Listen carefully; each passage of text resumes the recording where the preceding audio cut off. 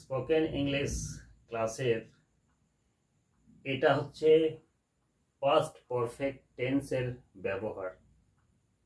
Past perfect tense का व्यवहार देखो, हम लोग पास्ट परफेक्ट टेंस तो जानते हैं जो भविष्य में संपूर्ण रूप से जो काम पूरी हो गई है अर्थात कंप्लीट हो चुका होगा, हो चुकेगा, ऐसा सेंटेंस को हम लोग फ्यूचर परफेक्ट बोलते हैं। लेकिन फ्यूचर परफेक्ट टेंस में भी कभी कभी एक ही साथ दो काम के बारे में बताया जाता है। एक ही साथे दुटो काजेर कथा बला হয়, মানে একটা শেষ হবার সঙ্গে সঙ্গে হয়তো আরেকটা শেষ হবে, বা একটা শুরু হবার সঙ্গে সঙ্গে আরেকটা শুরু হয়ে যাবে। এই ধরনের বাক্যগুলো যখন আমরা লিখি বা বলি তখন কোনটাতে কি टेंस व्यवहार करते हैं, कौन सा सेंटेंस में कौन सा टेंस प्रयोग करेंगे, वही आज आप लोगों को मैं सिखाने वाला हूँ। तो देखिए, सबसे पहले यहाँ 4 सेंटेंस हम लिख के रखे हैं, इसको पहले बता देते हैं जो भी हो, लेकिन बांग्ला में लिखा है लेकिन हम हिंदी में बोल देते हैं। बांग्लाয় লেখা আছে ডাক্তার আসার আগে রোগীটা मारा जाबे, अर्थात मरीज का कंडीशन इतना ही खराब है जे डॉक्टर आने के पहले ही, डॉक्टर आने से पहले ही मरीज मर जाएगा। तो पहले कौन सा घटना घटेगा, पहले मरीज मर जाएगा, ডাক্তারটা আসার আগে রোগীটা মারা যাবে।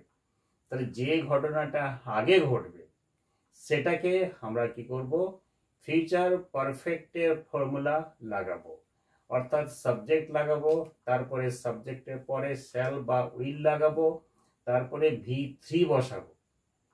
আর যেটা পরে ঘটবে সেইটাতে কি হবে, যদিও এটা ফিউচার পারফেক্ট, পরে ঘটবে যেটা সেটাতে আমরা সিম্পল প্রেজেন্ট টেন্স লাগাবো, অর্থাৎ সাবজেক্টের পরেই ভার্ব 1 বসে। এইটাই অনেকের ভুল হয়, অনেকে ভুল করে ফেলে। পাস্ট পারফেক্টে দেখো বলেছিলাম যেটা আগে ঘটবে সেটা পাস্ট পারফেক্ট, যেটা পরে ঘটবে সেটা সিম্পল পাস্ট, দুটোই কিন্তু পাস্টে ছিল। এখানে কিন্তু তা নয়, এখানে যেটা আগে ঘটবে সেটা ফিউচার পারফেক্ট, যেটা পরে ঘটবে সেটা সিম্পল প্রেজেন্ট পারফেক্ট, একটা পারফেক্ট মানে একটা প্রেজেন্টে। তো দেখো 1 নম্বরে লেখা আছে ডাক্তার আসার আগে রোগীটা মারা যাবে। তার আগে কোনটা ঘটবে, আগে রোগীটা মারা যাবে। তো রোগীটা মারা যাবে এটা কোন টেন্স লিখবো, এটাতে লিখবো আমরা ফিউচার পারফেক্ট টেন্স।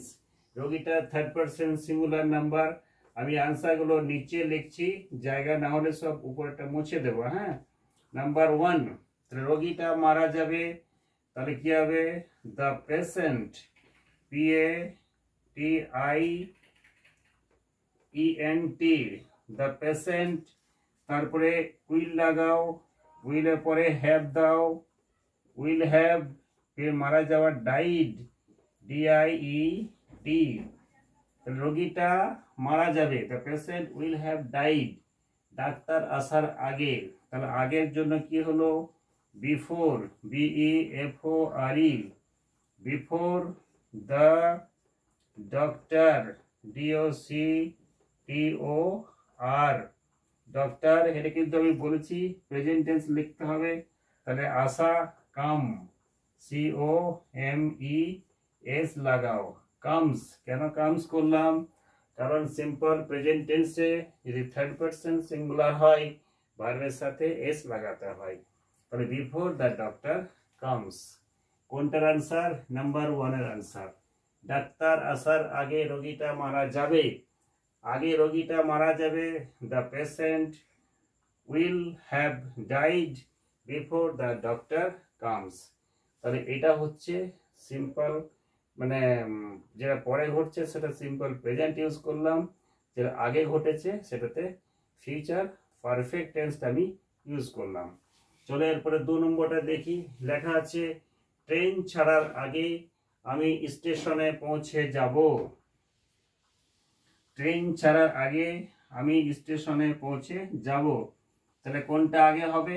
আমি আগে স্টেশনে পৌঁছাবো, তারপরে ট্রেনটা ছাড়বে, তাই তো? তাহলে আমি স্টেশনে পৌঁছে যাব, কি হবে? আয়ের পরে কি হবে? Shall, I shall have. তারপরে পৌঁছানোর ইংলিশ হচ্ছে reach, R E A C H E D, third form. I shall have reached the station. The station, STATION। তাহলে কি আছে? ট্রেন ছাড়ার আগে, তাহলে before, BEFORE, the train, TRAIN। তাহলে ছাড়া মানে স্টার্ট করা, তাহলে স্টার্টস, STARTS, স্টার্টস করতে পারো। বা তোমরা লিভ, লিভের third form, sorry third person, leaves করতে পারো, বা স্টিমস করতে পারো, স্টিমস। ঠিক আছে? তাহলে 2 নম্বরটা নিশ্চয়ই বুঝতে পেরেছো। 3 নম্বরে দেখো লেখা আছে ঘন্টা পড়ার আগে আমি ফিরে আসব। তাহলে কি হবে? ঘন্টা পড়ার আগে আমি ফিরে আসব। তাহলে আমি ফিরে আসব, এটাও ঠিক একই রকম হবে। আয়ের পরে শ্যাল লাগালাম, তোমরা উইল বসাতেও পারো। I shall have. ফিরে আসা, রিটার্ন, রিটার্নের third form returned, RETURNED। I shall have return, আমি ফিরে আসব। ঘন্টা পড়ার আগে, তাহলে before, BEFORE, before the bell, BELL। ঘন্টা পড়া মানে ঘন্টাটা বাজা, bell rings, RINGS। Before the bell rings, ঘন্টা পড়ার আগে আমি ফিরে আসব। I shall have return before the bell rings. আশা করি বুঝতে পারছো। তাহলে 3 নম্বরটা তোমরা শিখে গেলে। 4 নম্বরে দেওয়া আছে বৃষ্টি শুরুর আগে আমরা বেরিয়ে পড়ব। হয়তো তোমরা কোথাও যাবার প্ল্যান করেছো, এমন সময় আকাশে দেখছো মেঘ জমেছে, তখন তোমরা কি করলে? চল চল চল বেরিয়ে যাই। তাহলে বৃষ্টি শুরুর আগে আমরা বেরিয়ে পড়ব, অর্থাৎ বেরিয়ে পড়া মানে স্টার্ট করে দেওয়া, ঘর থেকে বেরিয়ে যাওয়া। কি লিখবে? 4 নম্বর, উইয়ের পরে শ্যাল লাগাও, উইল বসাতেও পারো, উই শ্যাল হ্যাভ। তাহলে রওনা দেওয়া, বেরিয়ে যাওয়া, সেট আউট করতে পারো, SET, set.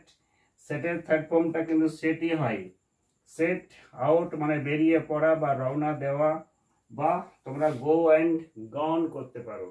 We shall have set out. বৃষ্টি শুরুর আগে, তাহলে বিফোর, BEFORE। তারপরে ইট, সাবজেক্ট যেহেতু নেই ইট লাগালাম। Reigns, RAINS, Reigns, before it Reigns. অথবা তোমরা লিখতে পারো বিফোর দ্য রেন স্টার্টস। তাহলে এইভাবে আমরা ফিউচার পারফেক্ট টেন্স এবং একই সাথে যখন দুটো ঘটনা দেওয়া থাকে, তখন প্রথমে যেটা ঘটবে সেটাকে ফিউচার পারফেক্ট টেন্সের ফর্মুলা লাগিয়ে লিখব, যেটা পরে ঘটবে সেটাতে আমরা সিম্পল প্রেজেন্ট টেন্সের ফর্মুলা ইউজ করে এই ধরনের সেন্টেন্স কিন্তু আমরা বানাতে পারি। তা আশা করি ফিউচার পারফেক্ট টেন্সকে নিয়ে আর তোমাদের কোনো রকমের কোনো সমস্যা হবে না। যদি হয়ে থাকে, যদি তোমাদের কিছু জানার থাকে, অবশ্যই আমার কমেন্ট বক্সে গিয়ে কমেন্ট করো, তোমাদের উত্তর আমি অবশ্যই দিয়ে দেবো। তো চলো, আজকে ক্লাস আমরা এখানেই শেষ করছি।